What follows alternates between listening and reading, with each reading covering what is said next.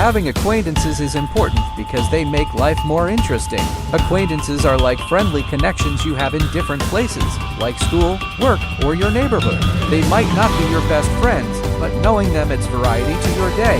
Acquaintances can share different perspectives and make you feel part of a community. They can also be helpful when you need information or support, even though they may not know everything about you. Having acquaintances can make life more enjoyable and less lonely.